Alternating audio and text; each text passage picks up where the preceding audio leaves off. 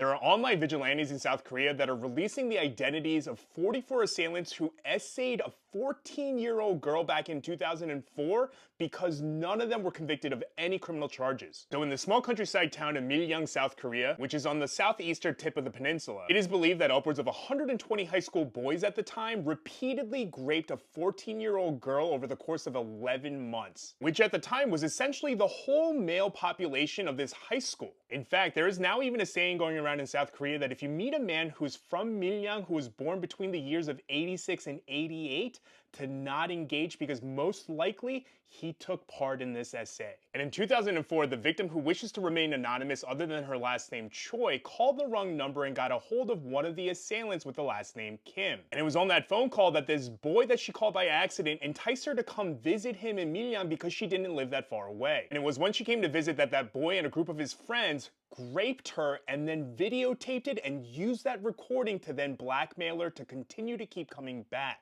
And over the next 11 months, they used that recording as well as other recordings to blackmail her to come back to Miryang 10 more times so that they can continue to rape her, and then even forced her to bring her 13-year-old younger sister and her 16-year-old cousin. And it was confirmed that she and her 16-year-old cousin were definitely raped, but it is unknown whether or not her 13-year-old younger sister was raped, but she was at the very least physically assaulted. And these boys use these videos to then further extort money from the girls and their families. And finally, when the victim Choi's aunt found out about the raping, she called the police, and it's believed that upwards of 120 boys were involved in this. But the police of Miryang only arrested 3 of those boys, and it wasn't until there was public outcry from people of the town that they arrested 9 more boys and then booked 29 others without detaining them at all. And the parents and the families of these boys began to threaten the families of the victims, saying things like, "Oh, you better watch out now," and saying things like, "Why should we feel sorry for the victims' families? How about they consider our suffering? How can our boys resist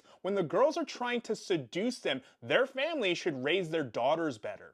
And when the girls tried to ask for a female police officer because they didn't feel comfortable with a male police officer, the police officers essentially just laughed in their face and said no, and then continued to ask them, "Did you seduce the boys though?" And these girls were even blamed for ruining the reputation of Miryang. And even though upwards of 120 boys were believed to be involved in this, the police only cared to capture 44 of them. And the courts decided that out of the 44 boys, only 10 of them took direct participation in the raping, indicted them, and only sentenced them to probation. 20 of those 44 boys were sent to juvenile detention centers, and 14 of them settled outside of court, but none of the 44 boys were criminally charged or have a criminal record from this incident. Fast forward to 2 weeks ago, when vigilantes in South Korea, one of whom dons a Donnie Darko-style mask, saw a video that was posted on Baek Jung-won's YouTube channel about a year and a half ago. And Baek Jung-won is literally Korea's most famous celebrity chef. He's essentially the Gordon Ramsay of Korea. In this video that he posted about a year and a half ago, he visits the town of Miryang and goes to this restaurant known as the Cheongdong Gamaso Gukbap. Here he is walking into the restaurant, and even though he's wearing a mask and his face is blurred out, these vigilantes recognized this man who was working in the restaurant, who also posted this photo on his Instagram of himself posing with Baek Jung-won when he came to visit him at the restaurant. And he is Park Ki-bum, who also changed his name to Park Bo-sung in 2023. And literally within a matter of days after that video was posted outing him,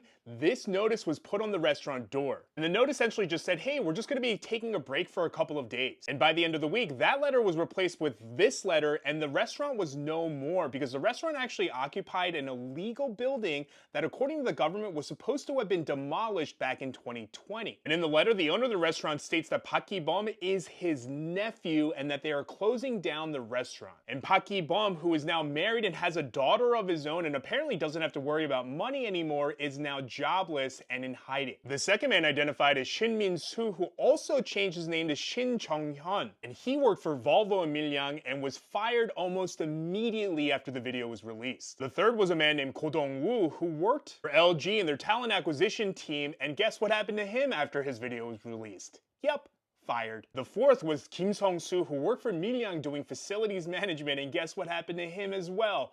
fired. We also have Cho Dong-won, who still has a social media page up and still thinks doing this is cool. And he's been pretty inactive since 2016 when the last article was written about the Miryang case, but he was last known to be doing delivery work and doing scams. And speaking of that 2016 article, right after the article was published, the journalist who wrote the article received this email from one of the boys who took part in the Miryang case. And I'm gonna summarize this despicable email for you, but feel free to pause and read the screen. And he was one of the boys that was sent to the juvenile detention center, and he just whines about how unfair it is that he was sent there because he didn't technically penetrate the girl because he felt bad about it, even though he was there and complicit, and how he shouldn't be accused of rape. And I guess one of the assaults happened on a tennis court with 4 individuals where they beat her. And he was like, I was there, but I wasn't one of them. And then he ends it by saying, but the victim is also a problematic child, and claimed that because they didn't actually physically drag her to be there means that she came on her own accord,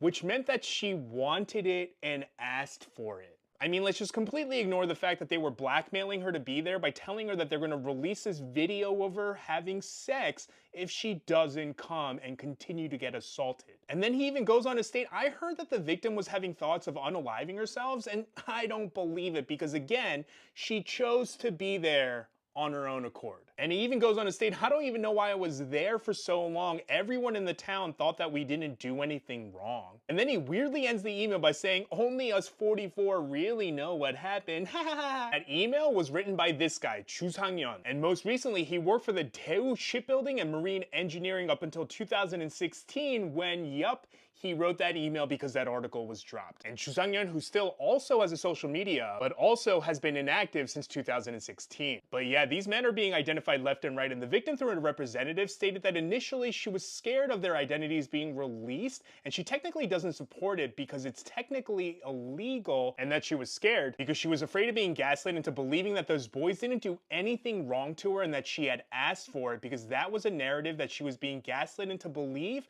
for the last 20 years by the law officials and the court system. And I know that she'll never find a semblance of peace, but I hope that she can feel a little bit of justice.